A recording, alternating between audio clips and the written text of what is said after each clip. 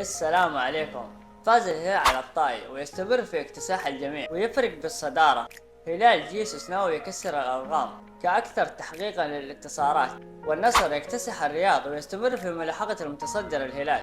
أما الاتحاد يخسر من ضمك اللي مرمط عيشة لاعبين الاتحاد، وكأن لاعبين الاتحاد فاقدين للأمل. وهنا نرجع للتحضير والإعداد السيء في النادي. قبل لا نتعمق يا حبيب قلبي، لا أوصيك باللايك والاشتراك ليوصل لأكبر عدد ممكن، وصلوا على سيد البشر حبيبنا محمد، اللهم صل وسلم عليه وزيد وبارك. يجيب الهلال ما شاء الله تبارك الله، استمرار في الصدارة واستمرار في الأداء واستمرار في الرتم العالي. قدر يفوز على الطائي بهدفين مقابل هدف من نص الملعب لطارق عبد الله. كان في دربكة في وسط الملعب، والحارس ياسين بونو كان متقدم عن المرمى وشوته كذا من بعيد ويجيبها من الشبكة يا ياسين، لكن عدا عن هذا الهدف الهلال كان مسيطر على المباراة، وكان بالإمكان الهلال ينهي المباراة من الشوط الأول، لأن الهلال كان يلعب ضغط عالي وقدر يفتك أكثر من كورة وقدر يصنع فرص كثيرة. لكن لاعبين الهلال ما توفقوا إلا يسجلون هدفين، والحكم ألغى هدف نيفيز الجميل جدا، وهذا يبين لك إن في أخطاء بالجملة من التحكيم. على العموم ما نبغى ندخل في التحكيم، اللي يهمنا أداء الفريق في الملعب. جيسوس لعب بتشكيلة 4-3-3، وشفنا سلمان الفرج مع نيفيز وسافيتش امامهم كلاعب 10. للأمانة هذا أفضل مركز تقدر توظف فيه سافيتش، ممتاز في كسر الخطوط وممتاز في صناعة الفرص المحققة، وقادر يسجل بالراس من أي عرضية.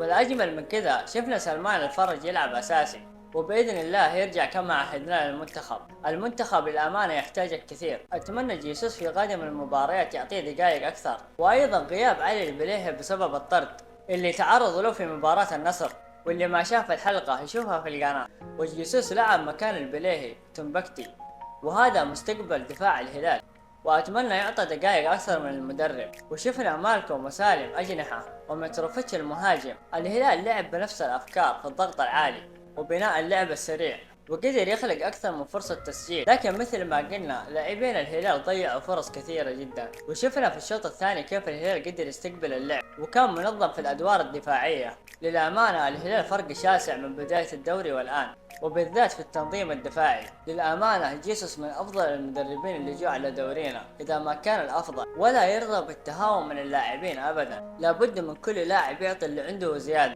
ألف مبروك لعشاق الهلال هذا الانتصار المهم اللي يخليك مرتاح في صدارة الدوري.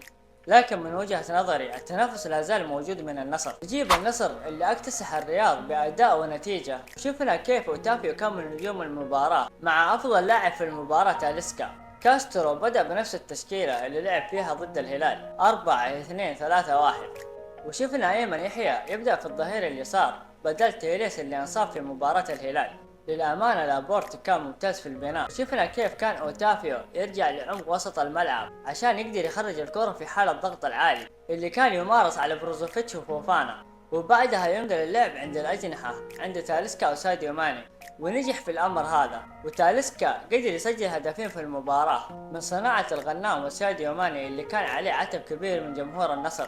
للأمانة ساديو ماني قدم مباراة كبيرة وكان من نجوم المباراة. عجبني تحرك تاليسكا في المساحات والتمركز الجيد، وهداف قادر يسجل من أنصاف الفرص. تاليسكا كل ما كان قريب من شباك الخصم كل ما كان أخطر وقادر يصنع الفرق. النصر للأمانة لعب مباراة جميلة. للأمانة النصر ممتع داخل أرضية الملعب وقادر يصنع فرص بالجملة. قدر يسدد على حارس مرمى الرياض 22 تسديدة، وهذا رقم كبير جدا. ألف مبروك لعشاق العالمي هذا الانتصار المهم اللي يبين لك ان المنافسة باقي مستمرة والنصر مركز على هذا الأمر. نجيب الاتحاد لا زال في غيبوبة الأداء السيء وتباعد الخطوط. للأمانة الاتحاد يمر بمرحلة سيئة بكل معنى الكلمة. معقول ما في تحضير ذهني للفريق أو إعداد لبطولة كأس العالم للأندية؟ المفروض مباراة ضمك تكون في أعلى ليفل وفي أعلى أداء في الملعب. المباراة هذه اللي كان لازم تبني عليها خططك وأدائك في كأس العالم للأندية، لكن واضح فيه معاناة كبيرة وفقدان للتركيز. المفروض من إدارة الاتحاد تتدخل وتهيئ اللاعبين وترجع روح اللعيبة عشان يقدموا كل ما عندهم في الملعب، وبإذن الله الاتحاد قادر يوصل بعيد في بطولة كأس العالم للأندية. صحيح الإصابات تعصف في الفريق، لكن حجازي قادر تلعبه في البطولة وأيضا جوتا. للأمانة الاتحاد يحتاج تركيز، أهم شيء التركيز الآن، وفالكم البطولة بإذن الله. نرجع للمباراة وكيف كان الاتحاد سيء امام ضمك، وضمك للامانة قدر يستغل السوء اللي يمر فيها الاتحاد، وقدر يستغل المساحات ويسجل من انصاف الفرص. قدر يسجل الهدف الاول عن طريق يوكندو. صحيح كان فيليبي قادر ياخذ الكورة قبل يوكندو، لكن اصيب بشد العضلي قبل لا يلحق الكورة، واخذها يوكندو وركض في المساحة الين واجه قروهي وحطها في الشباك.